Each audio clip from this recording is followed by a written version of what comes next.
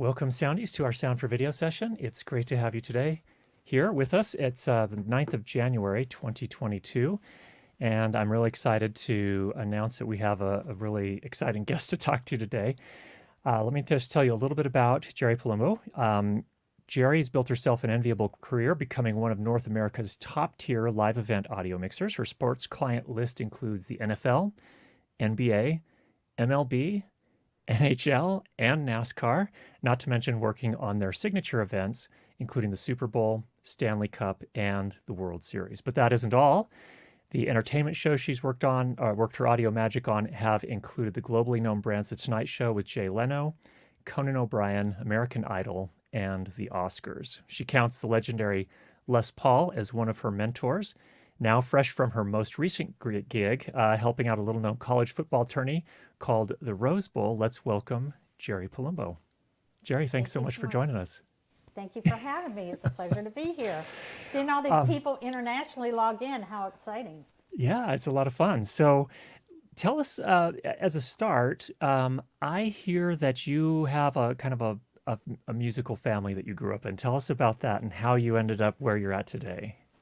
You know, it's funny because it's a series of accidents. I know a lot of people are tired of hearing how you kind of fall into things, but in hindsight, my mom was a jazz piano player, a jazz musician. My dad was a folk guitar player, and my grandmother and all of her sisters, there were 4 of them, played violin, guitars, bass, piano. They were multi-instrumentalists all the way up until their 90s. They even opened a banking ceremony in Charleston, West Virginia in the 80s. They were like, these women are 90 years old and they're playing like mad. Come open our bank for us. So I was always around music from a tiny, tiny little kid and was always playing piano from a tiny, tiny little kid. And we always had recorders and things around the house. We're always recording things. And I was quite the precocious little one, shocking. But I would constantly take these recorders and learn to layer and bounce. You know, I'd have 3 or 4 recorders going at once and a horrible amount of hash.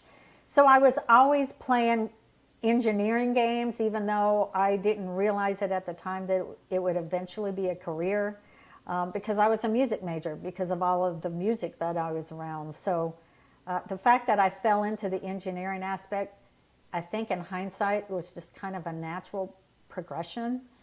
But I wanted to be George Martin, so there's that.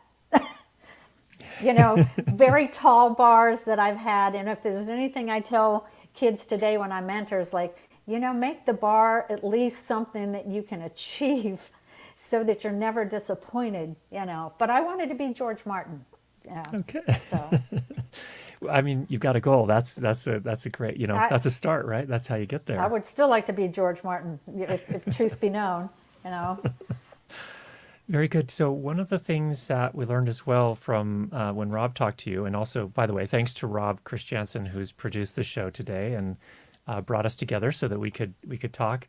Right. One of your mentors was Les Paul. How did you get? How do you find a mentor like that? I think as the press has kind of taken that into I think somebody actually wrote that in the press at one point, and because Paul and I had met. Clearly, he's a mentor from a technical, innovative entrepreneur who changed the industry for us. I'm actually involved in LA with a group of people who go back to the time of Les Paul. So if you want to say that Les Paul was a mentor as far as being a designer, changing the industry, the way he actually created electrical guitar sounds, yes, you can say that he was a mentor that way. Did we spend a lot of one-on-one time together with him going, Jeri, you need to do this, and Jeri, you need to do that? It wasn't quite that way. I met him. I was able to say thank you for everything you've done for us in the industry, but I am part of an organization in LA that are direct descendants of Les Paul. So that's kind of how he has mentored me and will forever. You know, he changed the industry for all of us. Yeah, you know, in so many interesting ways. Yeah, I mean, just reading the stories about how what was his first solid body electric guitar. I think it's been called the Log. It had like a 2x4 that held the pickups and just and then of course working with the guitar companies to produce it and all of the other things that he did, the close miking, the tape delay, the multi-tracking. I mean, just so many things that we just rely on so heavily today. Yeah, he's like the Thomas Edison of the audio industry, for Really real. is. I mean, Yeah. you really have to look back at his innovations and his ability to think out of the box. And not only was he a maverick, I mean, we're still using this technology today, Yeah. in everything that we do. And Absolutely. so he's a mentor in that way. I wish I'd had more one-on-one time with him. I had a little bit of one-on-one time with him, which was very briefly. And I'm going to tell you something about Les Paul. He's a very funny, naughty man. And when I say a very funny, naughty man, he was nothing but a professional and fun, and he never did anything he wasn't supposed to do. But he was very funny. And I was like, I need to set you up with my mother, because at the time he was like 92, she was like 91, and she's a musician. And I'm like, you two are frisky, crazy, funny jazz musicians. And I think you all would get along beautifully. And of course, shortly thereafter, they both died. So that fantasy went away that maybe I could have him for a father. But, Oh, well. so he was a lovely man, and he was very funny. So that goes a long way in my book. Yeah, absolutely. So we're just a week off of your most, I assume one of your most recent gigs, working at the Rose Bowl. So, and I have to imagine, so in film and for television production, when you're working on narrative pieces, for example, it's usually the sound crew consists of a production mixer, a boom operator, and a utility sound technician. But I imagine for some of these, these live events, it's a different thing. Tell us about your experience. What did you do with the Rose Bowl sound crew, and what are all the different roles, and how do you fit into all that? Well, I can break that down for you as to what the traditional television is as far as all those roles. You don't see a lot of boom operators unless they're actually with an ENG group, or they're trying to pick up something from an ambient perspective or an interview that maybe they didn't catch with a regular stick mic. ENG groups for us in the United States is, ENG is short for electronic news gathering. That's usually when you have a single camera and you usually have a mic going straight into that, and you usually have one boom operator or one op with them. Sometimes the camera operator does them both by putting a shotgun on that single camera. But in television audio, it's really very different than that. You have, first of all, you have your mixer in the broadcast truck. Then you have your submixer, and the reason you need that submixer is because you have a lot of effects that are going on outside in the bowl that you're trying to capture, and there's just too much real estate for the A1 to keep up with all your tape roll-ins and your digicards and your music roll-ins and playbacks, and there's a lot of real estate that's eaten up already. So you have a submixer that makes that nice and pleasant. So you've got your A1, you've got your submixer, which are both mixing. And then you have your booth A2, which sets everything up that you hear in the booth. And then you have your field A2 that sets everything up in the field. But on a big show like the Rose Bowl or your playoffs, you also have sets. Like in this particular game, you have the ESPN set that might have some talking heads that are over in one corner of the field. They have their own setup and their own A2 that sets that whole thing up and ships it back to the truck. You also have College Game Day, a very popular show here in the United States that precedes a lot of the college games on Saturdays, sometimes Fridays, but I think that they are consistently with a Saturday unless it's playoffs. So College Game Day is always there for the Rose Bowl because it's obviously college games. So they have their own crew. In addition to that, you have your comms crew, which is your communications crew. Now, what's different about sports in the United States versus entertainment in the United States is that for a lot of the A1s in the trucks, we all grew up knowing comms and mixing in the truck, because in the early days and analog days, all the A1s, and they still are a lot in the NFL, are responsible for the comms in addition to your show. So there's a lot going on. So if the AD cord line drops in the middle of a show, you might hear in your ear, "Hey, Jerry," or Curtis, or whomever it might be, "Hey, I can't hear master control anymore. My comms are not working." And you usually say, "Hey, we'll get to that in the break," and you go and you dial in your comms and see where the problem is. So these are all the positions that are normally within a live show like the Rose Bowl. In addition to that, you have a lot of wireless mics for that show. And in the States, in years past, they would say, "Hey, you've got this Shure wireless microphone, you've got this Sennheiser wireless, or you've got this electrosonic IFB." They would lump that on the A2s, either on the field or in the booth. But over time, and all of us kind of work together to try to change the fact that if you're working RF and you're working these wireless mics and wireless comms, and you have a lot of them, you need an RF tech that does nothing but sits there in those comms and dials in those frequencies, because you got to do your transmit frequency and your base frequency on both your transmitters and your base unit, and they have to match and they have to talk to each other. So if you have 40 or 50 channels of audio on your show alone, you're spending an enormous amount of time just dialing in, listening, and make sure there's not hash and there's things going on that. So there's also an RF tech that's involved with that. So as far as booming, you see more booming on an NFL game when NFL films that belongs to the league itself will walk around and grab what's called sounds of the games, and they might roll that back in and feed that to the broadcast drop sometimes. But most of those sounds and things you hear are going to be effects mics, parabs, goalpost mics, camera mics that we set up ourselves. Now, that's a long way of getting to what I did to the Rose Bowl. Normally, I hold any one of those positions. If somebody calls me and says, "Hey, we need an RF tech," go here. Or, "Hey, we need a submix," go here. Or an A1 or whatever. In this particular scenario, and I think since about 2009, I've been working with James Stoffo, who is in the United States, one of the premier RF coordinators for largest sporting events. And we met on a Rose Bowl. We were both, actually, no, it wasn't Rose Bowl. We met on an NFL kickoff years and years ago. I was doing RF, he was doing RF. And he's the coordinator for RF for the Rose Bowl. So I actually walk in and I work on his RF coordination team with him. I don't set up any gear. All I do is go in there, and after he's done his sweeps, we have a printout of where everyone can actually be slotted that is going to be working the game, where we can put them in the RF spectrum that will keep them from stepping on each other.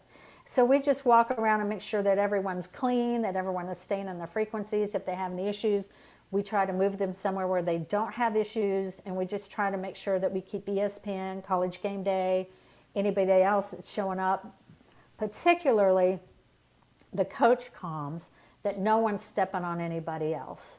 And that's a whole other discussion about the Rose Bowl. We can get into all the spectrum changes that have happened over the past few years and what I've seen, but that's what I do for the Rose Bowl. I go in and I work on the RF coordination team with James Stoffo, and I love it. I love it every year. Wow, and that is an amazing. I mean, you're right. There's so much RF going on. Again, the coaches, the refs, all the money. Just mind blowing how much is going on, and all of this in a shrinking spectrum that's available for those purposes. And we're seeing, amazing stuff. So we could get way deep into that one sometime. I really highly. James Stoffo is a good one, because we did an article. It was James Stoffo. Well, I got involved with it because we were very passionate about reserving certain channels for production, both film and television, because the spectrum was changing, and everyone was vying for contiguous space in the spectrum, because you'd have these little bits and pieces that would now become available when UHF kind of got shifted into the digital domain. Manufacturers had to remanufacture their equipment for the second time in a decade. That was not fun. So people like Mark Bruner, God rest his soul, Joe Ciaudelli, Carl Winkler, James Stoffo, and at the time, Jackie Green, who was big into R&D at Audio-Technica. Everyone kind of put their heads together, and I told them, because we all worked together over the years so much, I was like, we really need to talk about this to people who don't understand about what's about ready to transpire with the Spectrum auction. So we all worked together on an article in Mix Magazine that came out, it's been years now, it's probably been 7 or 8 years, before the impending auction was going to happen. So now, we could get into that another time, but now in some ways it's easier, in some ways it's harder, because you can throw people down into the VHF that are not broadcast critical, or you can throw people up in the 1.4 meg in the 900 range where phones and other things used to lie, and you don't have to worry about them being in the 600 band, which is, your critical space. Yeah, exactly. Well, so people getting they're getting creative with that. They have to, because you have to. Yeah, exactly. You have to. You have to. Well, let's talk a little bit about. I want to jump ahead to something, a show that you worked on called Songs of the Mountains. So it was a bluegrass show. There were some constraints that you had to work with in there, and I'm really curious to hear, hear you tell the story of how you worked within those constraints. What the format of the show was, what you ended up doing. You ended up winning a Telly Award, as I understand, for that as well. But if you could kind of walk us through that, I'm curious to hear that story. This is one of those calls where it's just another gig, right? And you never know. I've had a few of those that turned into really spectacular opportunities, and this was one of them, where it's a bluegrass show called Songs of the Mountains. I think they still do that show. I ended up leaving because I got offered a Super Bowl, so I clearly wanted to do the Super Bowl. But yeah, with Songs of the Mountains, as you might guess from the title, Songs of the Mountains was really originally about traditional bluegrass. And traditional bluegrass, when they would go to play live, excuse me, they would all step up to the microphone and take their solos, and they learned to play off each other based on what they were hearing on stage. So they could make their own blend based on what they were hearing and listening to with each other. With Songs of the Mountains, we were actually capturing this live. So they didn't want us to put them through amps, violins, and guitar, whatever you might find, banjos. Occasionally somebody would show up with a flute. Don't ask me why, but sometimes they would. But anyway, or recorders or whatever they might have. And so the constraints were we can't mic them the way we would traditionally. We can't put an amp, we can't put a 57 on an amp, or an RA20 or whatever you want to use. So what we did is we got the most flexible mic at the time that the truck had, which was a 414. You can change the patterns on it. Yep. We put it dead center, and we would basically mark the stage. We would rehearse a couple of the songs, see who was actually soloing, and we'd have them all, we'd strike the stage and say, okay, when you step up, you're going to be here, and when you step up here, you're going to be here, and then when you play, you all are going to be in this position, so that I could capture it the same way they would have in the days before we had any amplifiers. What was interesting about this gig was, that sounds easy, but I can't remember if it was a tiny little Allen and Heath or if it was a tiny little Soundcraft. Whatever it was an older truck, kind of like a bread truck. And when people would step up in solo, I would have to EQ things on the fly to keep people from stepping on each other in the EQ band. And all of that's coming through the 414. So it's not like I can sit there and EQ my bass is going to be this, and it's going to stay set, and this is going to, the banjo is going to stay set, and this violin is over here doing this, and the violin and the flute are in the same EQ band, you know. So I was busier on that show live, just sitting there trying to listen and make sure that I kept everybody off of each other's frequencies so that there was space and that you could hear them. So that was a really huge challenge, and we were all pleasantly surprised and happy when the show took off. It's one of those things where it was a PBS show, came out of Virginia, and yeah, I'm very, very proud of that show. It's a wonderful show, actually. So yeah, that was very unique for us. So that's so interesting, because normally you think when a mixer is doing something live, they're riding the faders maybe a little bit here to even things out, but instead you're riding the EQ, which is a very kind of different approach to that. And this is I'm saying, based on the boards you described, I'm assuming this is before we had digital boards. I mean, so you're not hitting the scene button, you are actually adjusting the EQ as they step up to the mic. I'm really glad you brought that up, because this is something I haven't talked about in other podcasts. I want to talk about the auto mixer and the Cedars for a minute, and the Dugan mixers and things like that. This is a good segue, I think, if this works for you, Curtis. Yeah. Is that I think when people think about auto mixers and things like that, they think about, oh, you're setting it on autopilot and you're not mixing your show. When the Dugan mixer and Dan Dugan, when they came out with this idea of the Dugan mixer, particularly, let's say the DNC or the View or whatever has 4 or 5 talking heads going on, if in the earlier days, before you had these digital boards, you would have to constantly be watching, and some people are louder than others, and some are thinner than others, and so there was this constant, you had to constantly try to keep everything even, and if people got excited, then you'd splatter. So the Dugan mixer, i.e. also an auto mixer that you can find on Calrex and some of these other boards, is a way of calibrating like this, of keeping people in the same realm. So if somebody's really hot here and somebody's at the low point here, all it's doing is just kind of doing this and keeping this person from splattering and this person from getting lost. But you still have to pay attention. It's not like you can just let it go. It just helps you kind of calibrate that. And then the Cedar is usually an external machine that comes in that kind of squashes the ambient side of things that are around, say, those talking heads. So if you're outside or you're somewhere and there's a lot of ambient noise, that's a way of being able to squash that background stuff. Whereas the Dugan mixer, as we call it, because it's been around, that's who really started that. But some of these auto mixers, you still have to mix those talking heads.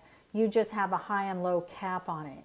So that's something I just wanted to make really clear, because it's not like a set and walk away and go, I'll come back after I have my coffee, speaking of coffee. Speaking of which, yeah, it's not like it's taking over the A1's job by any means. No. I mean, it's a tool that really just helps, produce a better final product, really. Right. So in a way, it's kind of like a compressor, in a way. Yeah. You get your high and lows. You're just keeping things capped, yeah, in here. But yeah. for sure. So I'm curious. So we, one of the things you've done more recently as well is mix esports. And I'm really curious to hear how I have not experienced the esport experience yet, just maybe indirectly, but tell me, having worked on, something like, Songs of the Mountains, working on these traditional sports live broadcasts, then you go to esports. How is that different? How does your job change? Night and day. Traditional sports are predictable. There is a cookie cutter formula. When I say formula, you kind of know how you're going to set your booth up, how you're going to set your field up, how you're going to actually do your broadcast. I wouldn't say it's plug and play, but after a period of time, it's predictable plug and play. I mean, there's things that go wrong all the time where you go, oh my gosh, we lost our mic on the field. I don't know what happened.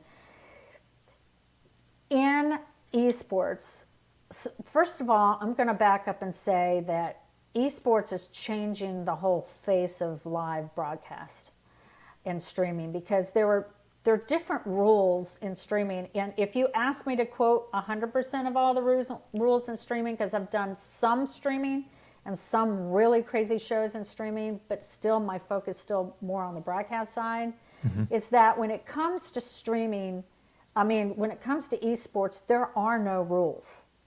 If they think it, they're going to try it. And a good example of this, and I got just completely chastised by my peers for this, was an esports company that came out of South Korea. And let's just say that they're the ones that kind of created some of these arena type, enthusiastically, full blown people that's going crazy, that will show up like at an MSG, Riot Games is another one. But really, South Korea, these are the people that kind of started this whole phenomenon. So when the company came over into LA, I got called by a friend of a friend who really wanted me to do it because of the traditional sports in the United States. Said, we think Jeri's the person. I really wanted to work with these people because I knew it was going to be completely out of the box. And one of the things that they did was they were building a studio, and they had a 180-degree screen. So they were doing all this object embedded, moving around, crazy surround type of mixes. It wasn't Atmos, it was still 5.1, but they were wanting to do all these crazy things for the studio audience that came, but they still wanted to do the broadcast down traditional stereo. And we didn't have our front of house yet. The studio was being built. And so this is a different of cultures. I'm not saying right or wrong. My peers are going to say totally wrong, because you're never going to do a front of house without a front of house.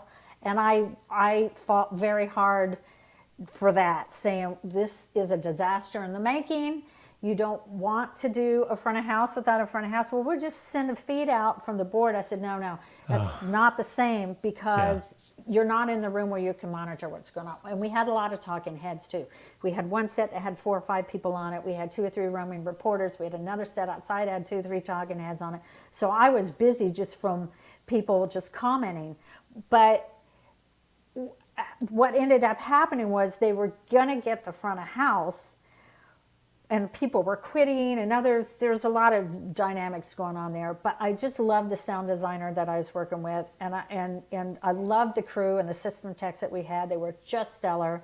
And I was like, we're just going to do whatever it takes to try to band-aid it. And in 3 weeks, we won't have this issue. We're going to have a front of house out there, but just know that this thing could blow up and we could all catch on fire and go running out of the building and be doused with, fire hoses.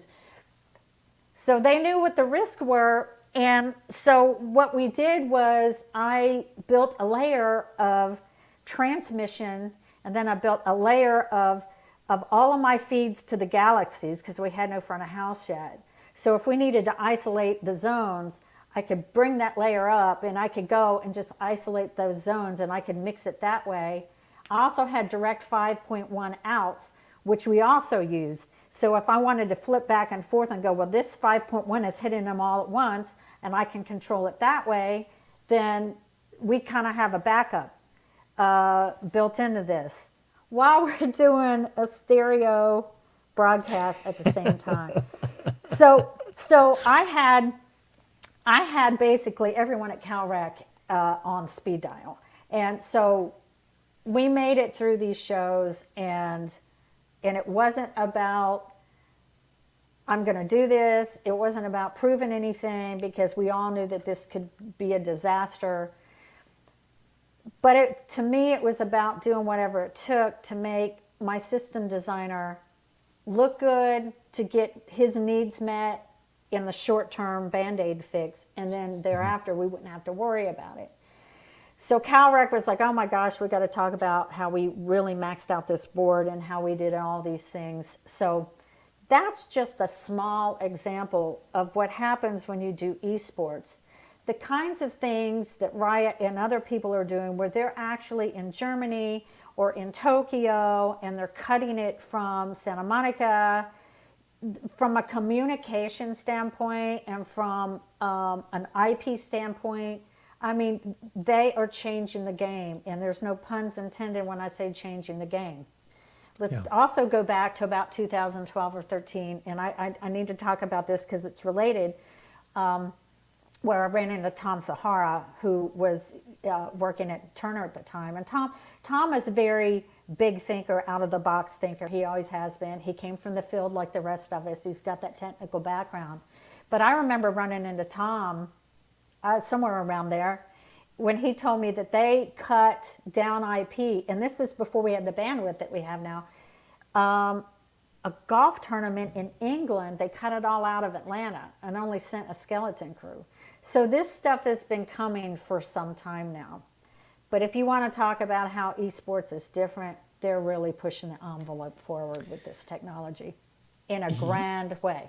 Yeah. Well, I mean, I guess because in some respects, because it is relatively new versus broadcast, traditional sports, and you bring in the additional element of the games themselves, which in some cases are surround mixed, or they have different types of mixes that they're using. Wow, there's just so many. I think it's exciting from the standpoint there's so many opportunities to do amazing things, and I'm also curious in that case. So when you do have a front of house mixer plus the streaming, or the other, I don't know what the right term is in this case, but broadcast mix. The broadcast mix, and then Yeah. you have a front of house mixer. So for those not familiar, front of house is going to do the mix for the live audience in the arena, right. Where the broadcast mix is going to be to send out broadcast. How does that typically work? So if you are the A1, if you are the broadcast mixer, how does that work? Is the front of house essentially a submix of what you're doing, or how does that all fit together? That's funny because it depends on what house it is, and I can actually break it down what the difference is between your esports and your NFL. I'll pick NFL for example. So in esports, you're feeding the house all of the elements that they're mixing so that it'll sound good in the arena. Okay, so you're actually sending them the elements, all of the sound effects, all of the music, all of the video. You're sending everything to them. They're actually taking whatever you're sending them, whether it's stems or whatever it is. Sometimes it's stems, sometimes it's not. But whatever you're sending them, it's up to the front of house mixer to take what you're sending them and make it sound great for Madison Square Garden. Okay. Now, let's go to NFL. In an NFL game, your front of house mixer, who's the mixer that's up in the booth that's mixing for the bowl, they're mixing specifically for the bowl. They don't care what the broadcast is doing. Mm-hmm. The only thing that they send us is the ref mic. They actually control the ref mic. Okay. We, on the other hand, turn right around and we send the house a program feed, which is normally some video and some stereo pairs. Occasionally we'll send out what's called effects mics for radio, because sometimes they want their talking heads, but they want all of your effects. So in an NFL situation, they're doing their own thing. They're giving you what you need, which is the ref mic. This is why you only hear it when it's hot. Mm-hmm. We're sending them a program feed. We might send them effects so they can mix and do whatever they want with it up there, but they're completely separate. So it really depends on the venue, what you're doing, on how that works. Feeds can go back and forth all day long from a front of house to an A1. Okay. It just depends on what you're doing. But traditionally, if it's what I call domestic sports, which is the U.S. sports, that's usually how it works. Okay, that makes sense. And it's not uncommon to be sending effects feeds to a ton of radios. Like I just would hit things like effects, like we would set effects out on the field per se, and I would just hit a mult, and I'll have a whole bunch of them. So, you know, ESPN Radio say, can you just send me effects only, or can you send me just the program feed without the announcers, which is the music and everything else, or can you send me X? In which case you send them the feed. So Okay. that's how they're very different.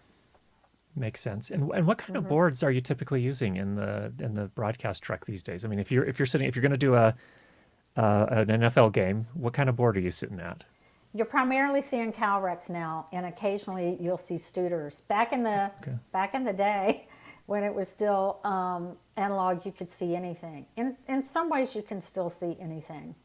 And then the ramp up between the analog and the digital days was really what I call heinously crazy, because you'd walk into a truck, and I think I remember seeing a PM1D that somebody else told me they absolutely adored that board. That's the one that's got the split faders. You know, they're up here, and then there's down here. So it's a small board. Let me this way. It's a smaller board and not as wide. So you're not reaching like this, but everything's right in front of you. So that concept is great. The difference was that the learning curve and the variant of the menus was steep, and sometimes on same shoot days, which are like NBA is like a same shoot day. You show up that morning, you build everything from scratch, and you go to air that night. You don't want to be spending a lot of time digging through your menus going, how do I route this? Exactly. Yeah. And there were quite a few disasters that way. Studers, Calrex primarily right now, but you can still on some of the smaller games see almost anything. It depends on what it is, but primarily those. Okay. I'm curious too. So live events, when we get to 2020, about March or so, a lot of live events kind of just disappear. They're on hold for a while. So how did you pivot during that time? What did you find yourself doing? You know what's really interesting is right before COVID happened, I got approached by a friend who's a composer who's involved with a music catalog. And he'd approached me at AES, and we started talking about the sports industry. And he said, you know, would you be interested in working together? And I said, I would, yeah, if I can get you guys curated to the place that I know what we need, then let's definitely talk about it. So we had started talking in February about starting a music catalog company. And that's exactly what we did during the times that COVID started. So I have been working really hard on this catalog, and this composer and a bunch of other composers that have stepped up that want to do work with us. We're kind of changing our site around. We're doing a few things right now, so I'll announce that later. I'll send you a link, Curtis, when we're done. But it just, to me, made sense, because if I look at the totality of my life, it really encompasses both of these things. I started out as a musician solely and messed around with engineering just because I was crazy, and then ended up as a music major, and then ended up in studios on the music side, and then took off in sports by accident, because, you know, that's what happens sometimes. But this, to me, is a marriage of everything that I know. And to me, it just made sense. And I also didn't want to be out on the road at that time anyway. So it's kind of like a perfect convergence, and I'm really excited about it. Yeah. I mean, I guess there's some good things about it too. You know, it's like taking a little break, you know, from the road. I've done some traveling for work earlier in my career where there was one period of time, I think it was over just a few months, I was gone for 11 weeks out of 12 or something like that. It's just brutal, just crazy. And having a little break, there's some advantages to that too. But speaking of that, you actually fill different roles. So sometimes you're doing RF coordination, sometimes you're the A1 mixer, sometimes you're working with esports and you're developing this whole new process. Is that intentional, or is that just, you know, how does that work? It's absolutely intentional. I tell people it's not always about mixing in the truck. And for years, when I first fell into this, that's all I did. That's all I did was mix. I didn't know anything else. And I remember a friend of mine called me. We were in the same town, and he's like, Jeri, will you come A2 this for me? Because I have a bunch of green A2s working on this basketball game. They don't know even when an XLR cable is, and I'm freaking out, and I'm afraid I'm not going to make air. And I was like, sure. So I show up, and I run all the cables, and I get into the broadcast booth, and we use a lot of various different boxes, AB100, Studio Techs, Doll Techs. People in the industry will know what they are. Doll Tech is completely dummy proof. You can't mess this box up. Other ones have switches and dip switches in it, and you can look, they're very flexible and they're wonderful. Yeah. Unless you have somebody that doesn't know what they're doing, and they get in there and they take the mic down of the third person about 20 dB, and you're going, and I have buzz and hum and stuff. Well, anyway, so I showed up, and even though I knew what these boxes were from being an A1, I had to sit there and think about stuff because your comms, excuse the language, there's a term that we have where it's F the truck, if you know what I'm saying. F the truck. And that means the female goes into the truck. And everybody in the industry says it. There's a reason that they say that, because you want the prongs going in the direction that you're sending. So it's the reverse for that when it's communications. So the first thing I did, I knew this in the truck because I patched the inside of the truck, but I ran my comms the same direction that I ran. Uh-oh. Well, yeah, I just had 4,000 turnarounds, hopefully, but you know what I'm saying? So I worked my tail off, and I broke a sweat, and it was a lot of work. And I just sit there and I went, I really underappreciated how much labor is involved and how much hookup process is involved to the hands that are outside of the truck. So that was one thing. The second thing was, and this has been a bone of contention for many years too, is that there wasn't a big pay difference between the really high stress level A1 position and the A2 positions.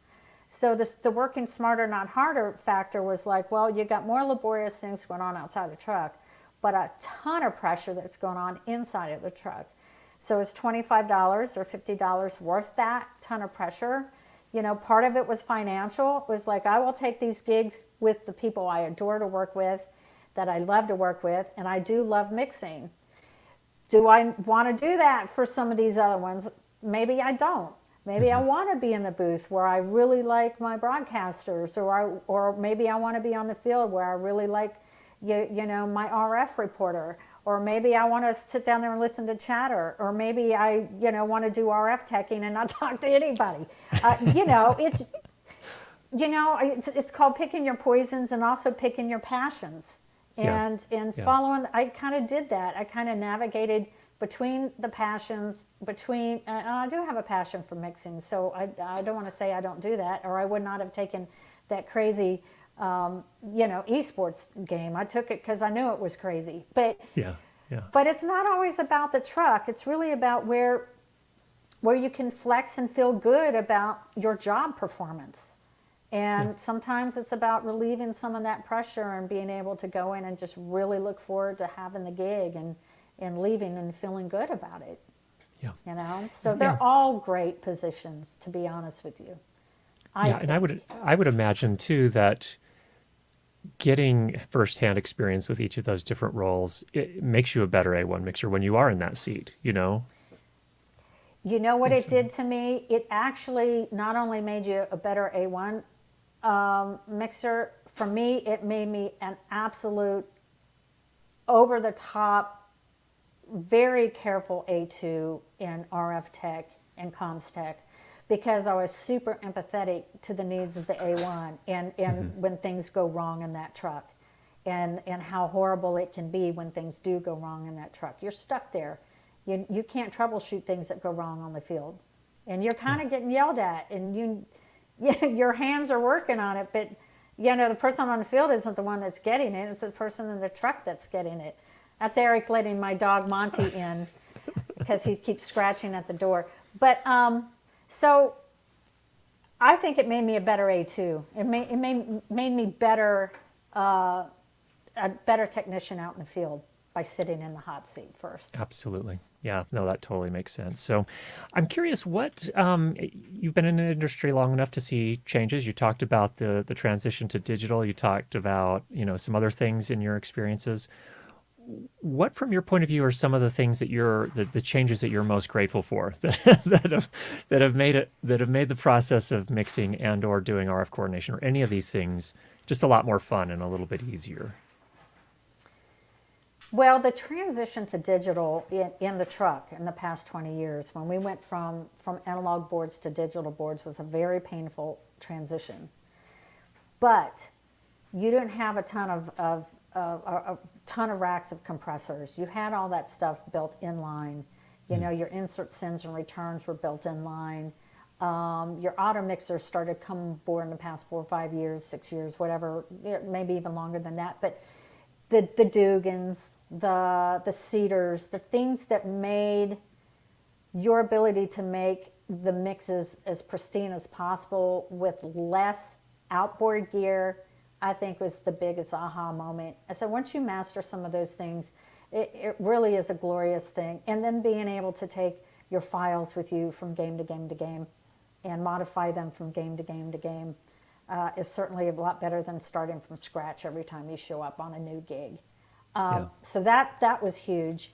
With the RF spectrum, again, painful process in the beginning because I had an extraordinary amount of empathy for my manufacturing friends who had just gone through this whole shakeup a few years earlier and had to change all their gear out and buy all their gear back and destroy it. A huge financial loss for them. But as a good example of that is on this Rose Bowl where we would have, several hundred, 150 plus up of RF coordination. When you finally got the spectrum narrowed down, and due to the visionary aspects of people like Stoffo, who early on started telling people to move their comms down into the VHF realm, which is, below 400s down there, and take other people and move them up, some of the other comms up into the 1.4 gig range or above 900s. Once you started to weed out the people that were crowding the critical space between your 550s, where now I think it's 652 to 663, which is really tight. Once you started to get all the noise out of the way, you did have a lot more flexibility to play within the realm that is now clean. Yeah. So that is that. I saw our sheets, which would be pages and pages, and like as little as 3 years ago, go down to a page and a half or 2 pages because people started to move way out into realms where we absolutely knew that they were not going to get stepped on. So that's made that better. When in the beginning we're like, what is film production and what is television production going to do when they take away all of our RF bands? But everyone worked together and they got wise, and all the manufacturers went and lobbied in DC and worked really hard to fight for that space for television and film production. So that's actually, I saw a benefit this year. Yeah, for sure. Good. Well, let's, we're going to see, Danny's going to see if we've got some questions here to show for, if you do have a question for Jeri, go ahead and put that in the chat here. We'd love to kind of take advantage of, we have a few minutes left here, take advantage of that. And if not, we learn can some talk things. about my dog Monty, who just That's right. at We the can door. talk dogs. Here's one from Shoji Productions. What new audio tech is your guest currently learning about? Yeah, so what's new to you on the tech front that you're getting your hands on it for the first time here recently? For getting my hands on it for the first time, Yeah. audio tech that would be new that I'm learning. I have to go back to the esports, which was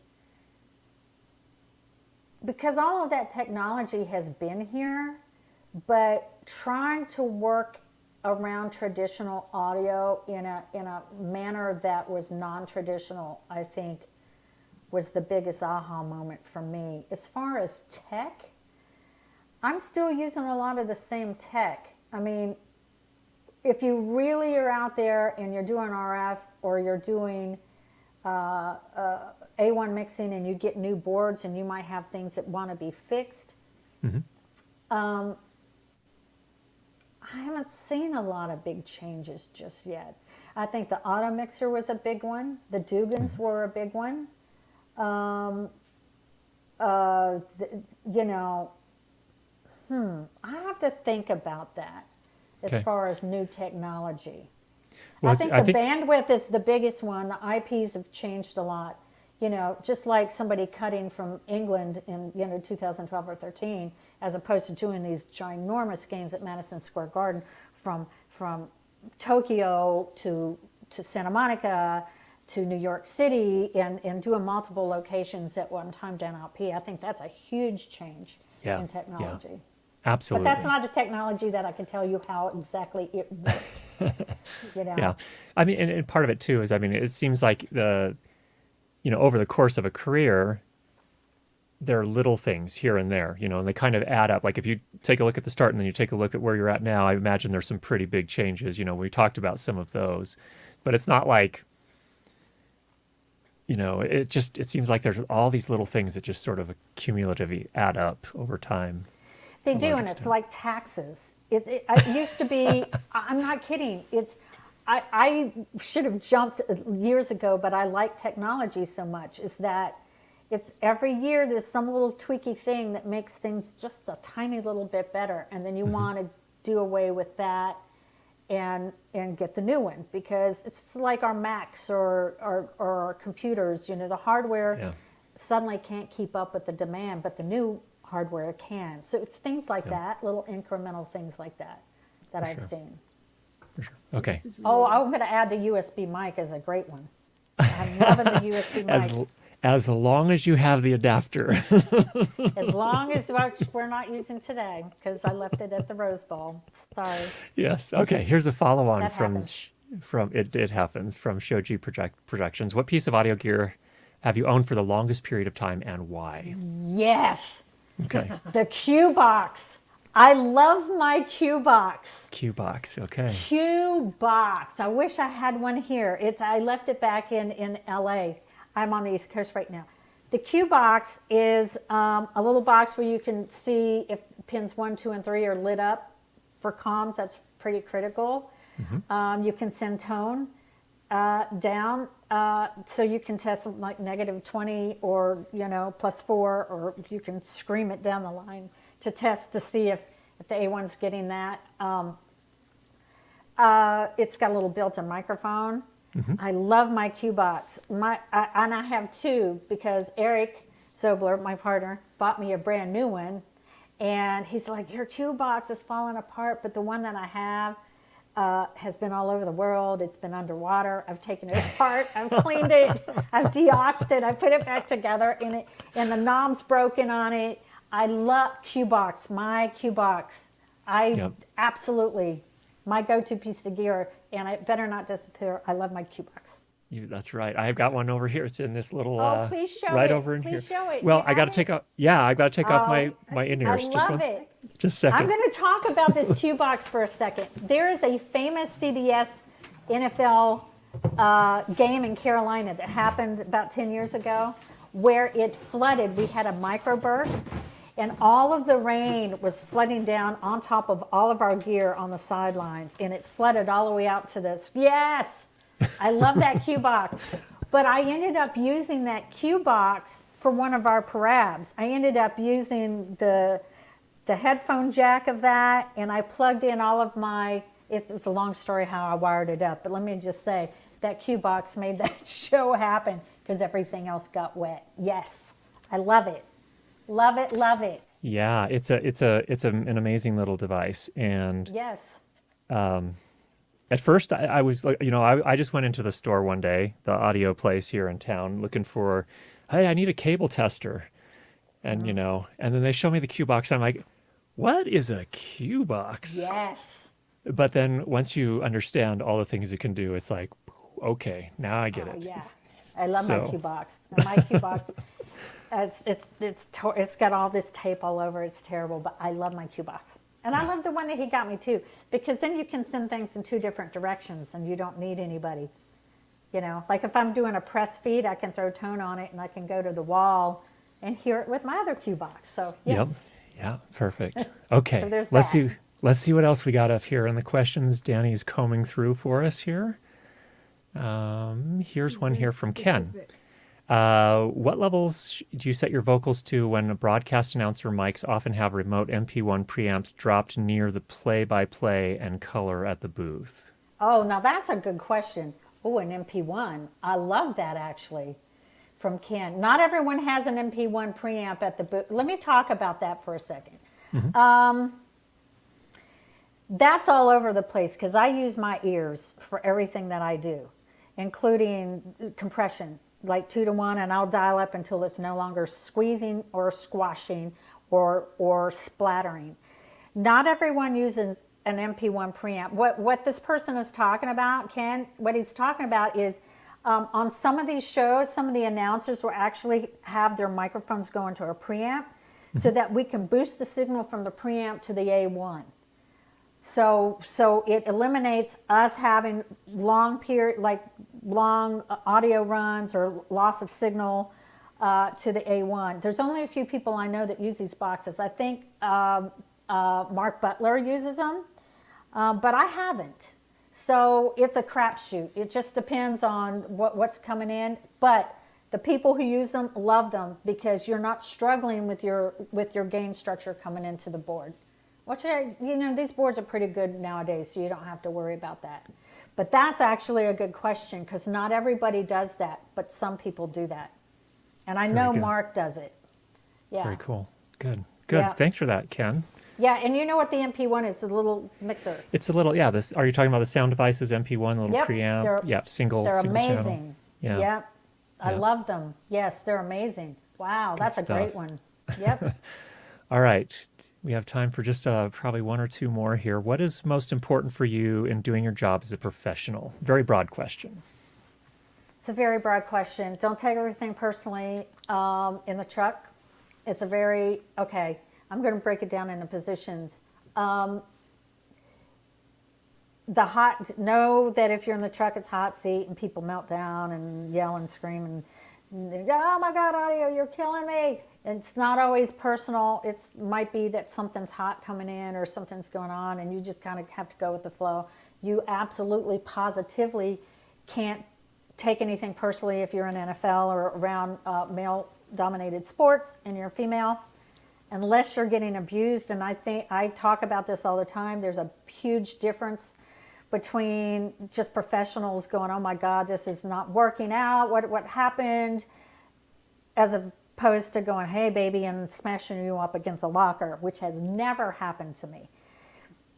So I think it's really important as a professional to know the difference and navigate those, pick your battles wisely when it comes to that kind of stuff, especially if you're a female in the business. The other thing about being professional is you share your information. You're not selfish about it because it's not about you. It's about the team. It's about the show. And when you start throwing other people on the bus or withholding information for them to be able to do their job, you're not hurting the person that you're withholding the information from. You're hurting the television show as a whole. Right. And that's a huge pet peeve of mine. I don't want people like that on my team. I've been privy to that myself. I've watched it with other people on other teams that I've been on, do it to other people, and this is just not how I like to work. I feel like you can go in, you can be professional, you can have a great time being professional, you can have a good time, you can leave feeling good, and we take care of each other, and no one's going to take your job if you've got a good moral compass and you work hard. They're just not going to take your job. So. Yes. Oh, okay. Yes, yeah, I do want to here's a good answer one. this. Yes, okay. This is a great one. Let's talk about that. Absolutely NDI and Dante. Absolutely. Let me just, Dante we all kind of know. So Dante is kind of more like, sort of like your RJ11, RJ40, whatever they are. I forgot what they're called now. 45, that's right, because I haven't had to use them for a while. So you've got easier hookup, easier setup, I'm going to tell you what I feel like the pros and cons are of Dante is that for long runs, this is fantastic. It's all software driven. And I have had shows where the software failed and then you lost everything. So I always am looking for a workaround of Dante, either whether it's a fiber interface or some kind of fiber to analog copper backup, which kind of defeats the purpose of Dante. But if your software fails, you kind of got a problem. Mm-hmm. It's great otherwise. NDI, let's talk about NDI. We used a ton of NDI when we did esports. You're going to see NDI in esports everywhere. NDI, this is not the best way to describe it, but that's where you're actually pulling information and audio and sources from a cloud or a networked location, and you're pulling those elements down as parts of your broadcast feed. Let's say I might want to pull something from NDI over here that is the effects from one of the games. Mm-hmm. And I might want to pull this and break the audio out from this video and just take the music from that. Or I might want to take this. This is where NDI is invaluable as a resource for being able to pull different elements into your show. And that's just a very simple way of breaking that down, because NDI is critical for me from what I've seen in the esports environment. Yeah, makes sense. Totally makes sense. Yeah. Well, Jeri, it's been an hour. We want to be respectful of your time. Thank you so much for coming on to talk with us today. If people want to learn more about you and your work, where can they go? I'm all over Instagram. I'm usually pretty silly on Instagram. Twitter, Facebook, the normal socials. I'm usually there. I'm big into DI. Actually, yep, there we go. That's the one. At Jeri Palumbo everywhere will get you to where I am. Okay. Yeah, we'll talk about that other music catalog another time. And I'll let you know, Curtis, when that's up. Awesome. Thank you so much. Well, thank you. Thank you again so much for generously taking this time out of your Sunday. We appreciate it so much. It's great to learn from you and to hear about all the exciting things that you get to work on and making the world sound a little bit better. So thanks so much for that. Well, thank you for having me. I really appreciate it, Curtis. Thank you. All right. We'll talk to you again later. All right. Bye-bye. Take care.